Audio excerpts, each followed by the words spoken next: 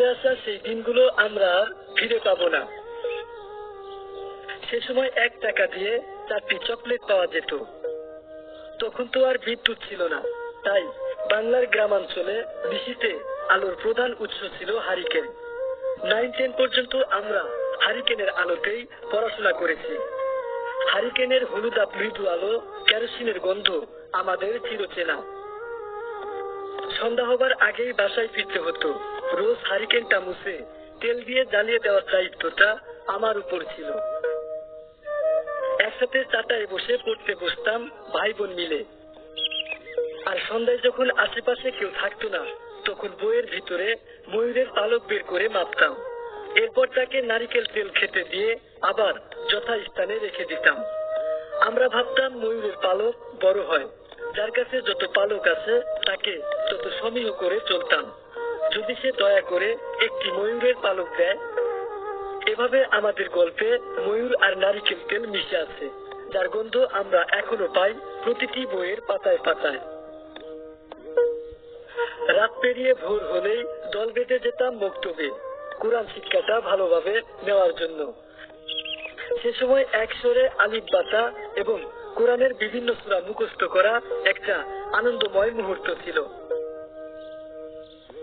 অগ্রহায়ণ মাসে ধান কাটা হলে তখন নাড়া কেটে শীত কাটানো, আগুন পোহানো ছিল একটা রেওয়াজের মতো।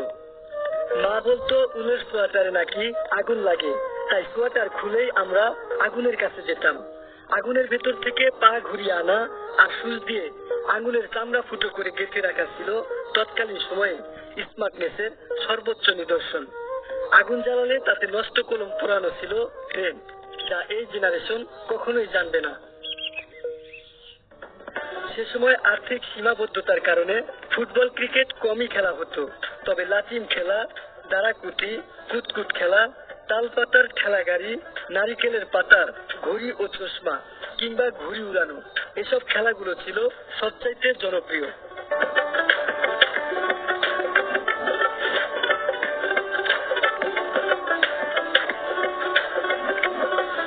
সে সময় বিনোদনের সবচেয়ে স্মৃতিমধুর দিন হলো শুক্রবার বিকেল 3টায় সেই বাংলা ছায়াছবির জন্য অধীর অপেক্ষা করা।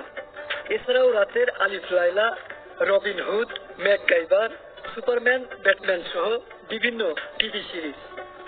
আপনার কি মনে আছে মিনার কার্টুনের কথা?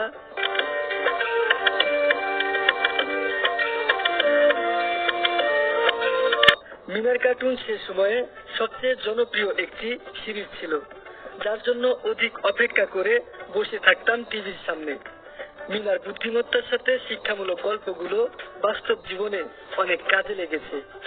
সে সময় টিভি দেখতে অনেক পরিশ্রম করতে হতো, টিভির অ্যান্টেনা ঘুরিয়ে ঘুরিয়ে পরিষ্কার করা হতো এবং সে সময়ের জনপ্রিয় চ্যানেলটি ছিল ভিটিভি।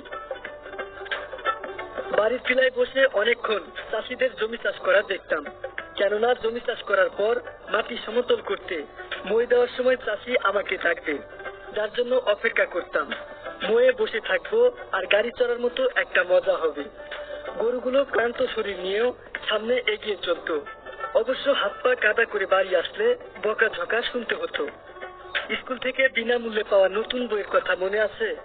সুখে সুখে ঘ্রাণ নিতাম। এখন তো জানুয়ারি মাসের প্রথম দিনে শিক্ষার্থীরা নতুন বই পাচ্ছে বিনামূল্যে। আমাদের সময় শুধু প্রাথমিক বিদ্যালয়ে নতুন বই ফ্রিতে পাওয়া যেত, তাও সবগুলো নয়, নতুন পুরনো মিলিয়ে। বাড়ির দেউড়িতে নাপিত এসেছে, টুলের উপর বসিয়ে 2 হাঁটুর ফাঁকে মাথা আটকে বাচ্চাদের চুল কাটানো হচ্ছে। ব্যথা লাগছে কিনা সেদিকে বিন্দু মাত্র নজর নেই। আপনি লুকিয়েছেন ঘরের কোণে কিংবা বাঁশ বাগানে, মনে আছে সেসব কথা? অগত্যা বসতেই হলো নাপিতের সামনে, চোখ দিয়ে গড়িয়ে পড়ছে জল। বড়রা মিটি মিটি হাসছেন আর আপনি আযাব থেকে মুক্তির অপেক্ষায়। সন্ধ্যাবেলায় প্রতিটি বাড়ি থেকে কিভাবে 1 অক্ষে 1, 2 অক্ষে 2 পড়ার আওয়াজ ব্যাঙের ঘ্যাঙর ঘ্যাঙর কেউ হার মানায়। আধুনিক যুগে কখনোই এরা ধারাপাত বই চিনবে না, ইউটিউবের টিউটোরিয়াল, সারাদিনের স্কুলে পড়ে থাকা মোজার গন্ধ আর বিদেশি রাইটারের বই। সে সময় হসপিটালে গেলে ফ্রি ফ্রি চুলকানির ওষুধ এবং এই খাবার সালাইনগুলো পাওয়া যেত। সেই লোভে লোভেই বড়দের সাথে হসপিটালে যেতাম। সেই দিনগুলো ফেসবুক ইউটিউবে বন্দি ছিল না, তাই আমাদের শৈশব কেটেছে মাঠে ঘাটে, হাওর বাওরে, আগুনে পানিতে, জলা জঙ্গলে। কোথায় গেল সেই সোনালী দিনগুলো? সেগুলো শুধুমাত্রই অতীত।